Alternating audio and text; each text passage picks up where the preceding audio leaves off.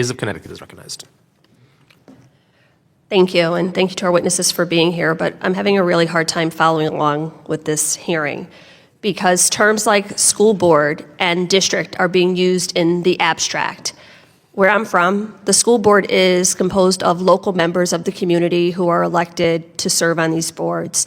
And in the state of Connecticut, we have our curriculum framework comes from the state, which says these are the topics that have to be taught. And then at the local level, local curriculum committees decide how will we teach those.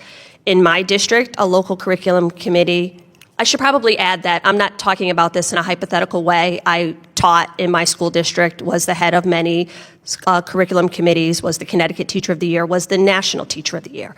I look back at my notes to see how the last 8 curriculum committees I served on were composed, and they were subject matter teachers, technology coordinators, special education teachers, administrators, parent representatives, always on these curriculum committees, students and community members who decided not only what the curriculum would entail, but how it would be taught.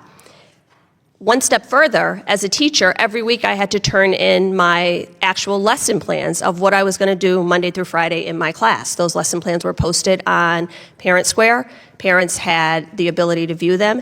And we always had an opt-out policy. I actually believe that parents should have the ability to opt their children out of a lesson that they feel is offensive.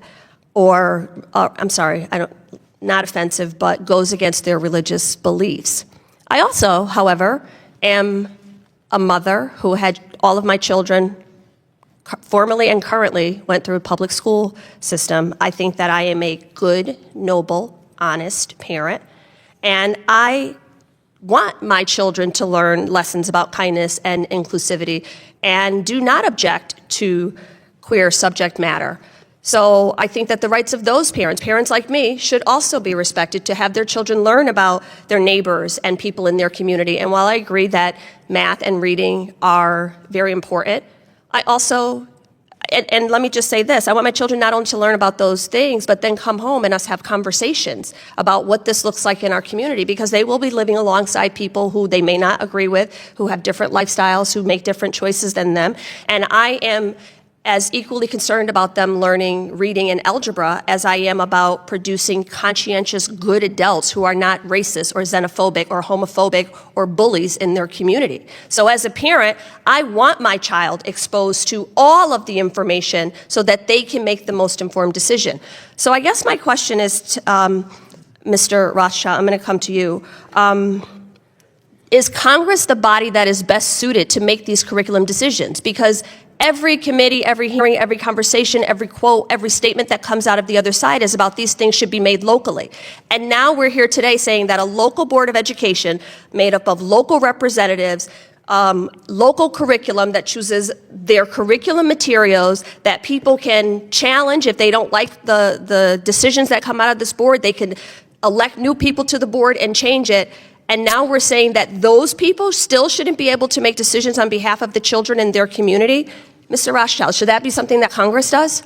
Again, I think the Supreme Court worded it a lot better than I could ever word it. And so in Millikins v. Bradley, this is what the Supreme Court had to say. No single tradition in public education is more deeply rooted than local control over the operation of schools. Local control over the educational process affords citizens an opportunity to participate in decision-making, permits the structuring of school programs to fit local needs, and encourages, quote, experimentation, innovation, and a healthy competition for educational excellence. That's a quote from a previous Supreme Court decision, within the Supreme Court decision. I just want to say, I have members of my own family who identify as gay. I have people in the community who I look up to who identify as gay, and I want my children to know that those individuals are not an abomination. Those individuals are not indoctrination to care about people being able to live their life in the way that they choose. And again, the fact that this committee is doing this, I'm a teacher, I also represent Newtown Sandy Hook. We have yet to have one hearing on school shootings. So if you want to protect children from the things that help them thrive in school, I would suggest that we start with that. I yield back. What you just heard from Jahana Hayes wasn't just a defense of public education. It was a layered argument about democracy, parental rights, local control, and what it truly means to protect children. To really understand her message, you have to start with credibility. Hayes is not speaking as a distant lawmaker theorizing about schools. She's a former teacher, a former Connecticut Teacher of the Year and National Teacher of the Year. She has served on curriculum committees. She has written lesson plans. She has posted them for parents to review. She has operated within the very system being criticized. That matters.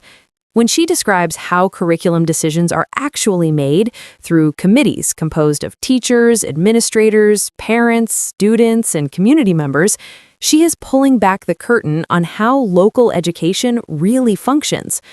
Her central point is about local control. In American education, curriculum decisions are traditionally made at the state and local level, not by Congress.